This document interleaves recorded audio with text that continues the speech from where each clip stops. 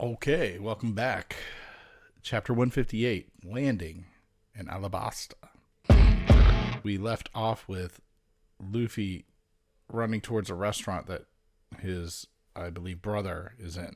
So, Ace. The rest of the Straw Hats see Mr. Three's ship from back on Little Garden Island, the Wax. Mr. Three's the wax devil fruit guy, right? Meanwhile, we get a little back and forth from Ace and this guy who's wanting to fight him from the Navy that I don't remember the name of right now. And in that moment, of course, Luffy comes crashing into the restaurant, literally through the wall and the whole thing. He somehow gets some food and he's eating and the whole 9 yards before they really are able to catch up with him. And he promptly leaves with a mouthful of food. Just runs. He's interrupted this conflict between Ace and this Navy guy. Got a lot of attention and is running off. And here we see I think this is the sword. Yeah, we see Captain Smoker and the sword lady from what, Rogue Town? I think that's where they were. So they're here, I guess, if that's who if they're the people I think they are. But they recognize Luffy running by. So that's a thing. Sanji has bought the ladies skimpy clothes so he can look at them. We're going to start calling him Simchi pretty soon, I think. Anyway, we find out that Chopper's sense of smell is very strong. Or his nose is very sensitive. So perfume drives him... it seems like it just causes him physical pain. His nose feels like it's going to fall off. More comments from Sanji Simchi. Anyway.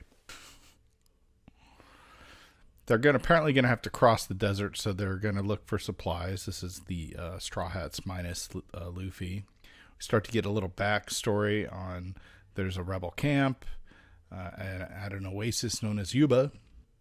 The ruckus caused by Luffy is then noticed. So yeah, Luffy's being chased. Ace intervenes. You may be smoke, but I'm fire. We're too evenly matched to settle this now. Luffy recognizes him. And that's the end of the chapter. Chapter 159. Come on. We meet basically Mr. 11 tied to the mast of a ship. And he's at first apparently being saved by some of the Billions, the really small, low-level Baroque Works agents. But at least one of them sees this as an opportunity to make room for him to rise in the ranks. So looks like he's about to kill Mr. 11 or take him out of the picture. Back to the Straw Hats, all running for it. Running back to the ship.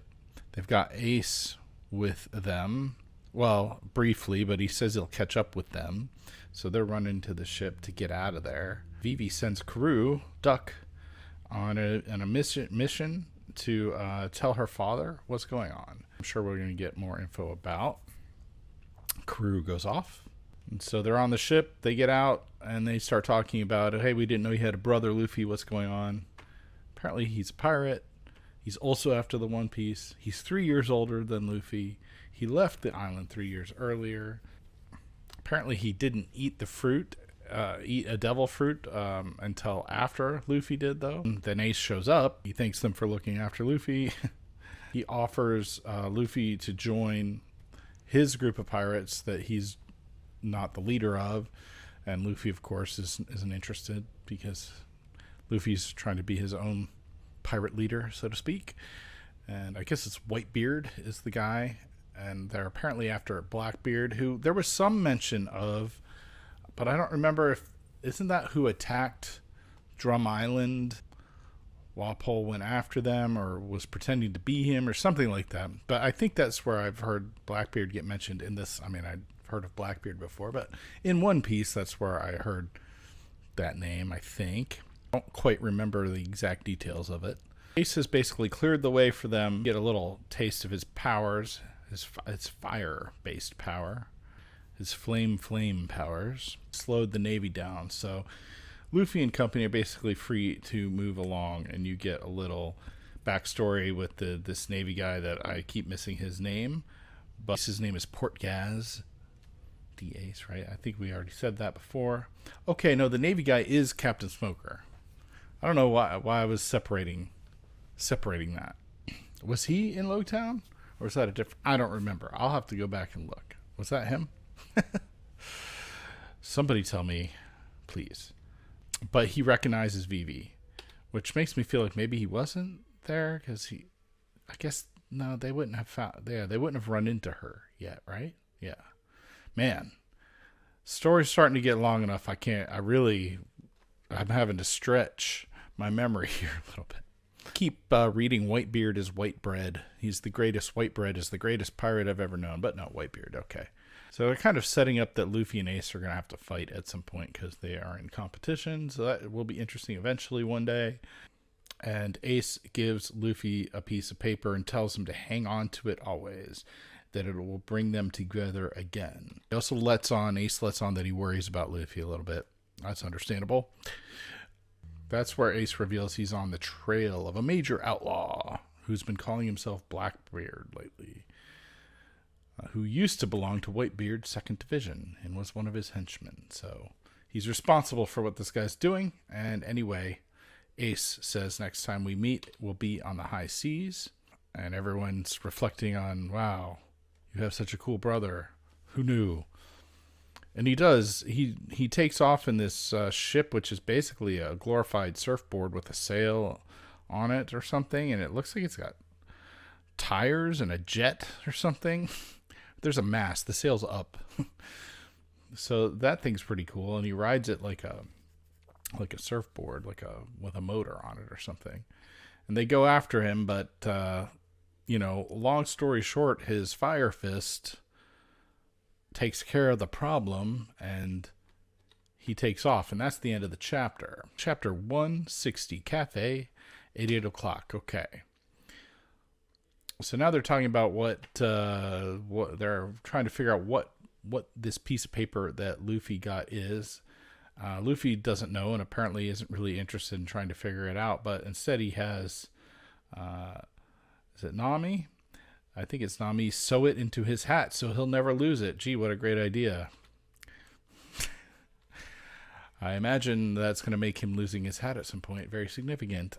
I don't know. We'll see. And Vivi's got clothes for them to wear to avoid the sun exposure. So it's heavy clothes that you're going to be very hot in, but it protects you from the sun. This is a real thing. Yeah, that is. And then you get a little map and you see where they're going. Luffy's looking forward to kicking some butt at the rebel base, but Vivi makes it clear that's not her plan. She is trying to talk to them, to talk them out of the senseless violence, and we don't quite have all the details, but they're on to Yuba, and then we go to Mr. Zero, Mr. Crocodile, talking about their plan, and all of the heads. The main Baroque Works guys are about to meet at some cafe. They're going to meet at 8, but it's already 5. Spider's Cafe, Baroque Works headquarters, Arabasta. And here we meet Miss Merry Christmas and Mr. 4. We meet Pola, who turns out to be more than just Pola, but she's the bartender, apparently, at the moment. And they're talking about, there's some silly song that happens and dancing. And then, here we go with Mr. 2, I think, showing up. And there's like a little hint of Mr. 3 hiding. He's like hiding. And then he doesn't show back up yet. So Mr. 2 orders an octopus parfait, yes. They also talk about Mr. 1 might be showing up, and most of them don't know him. Really, and we haven't seen him yet that I recall. And then he does show up. He bursts in. Mr. 1, he throws in the henchman that Mr. 2 had with him that he caught on the way out. I guess he was just suspicious of them. And so Mr. 2 and Mr. 1 get into an altercation over this. Exciting.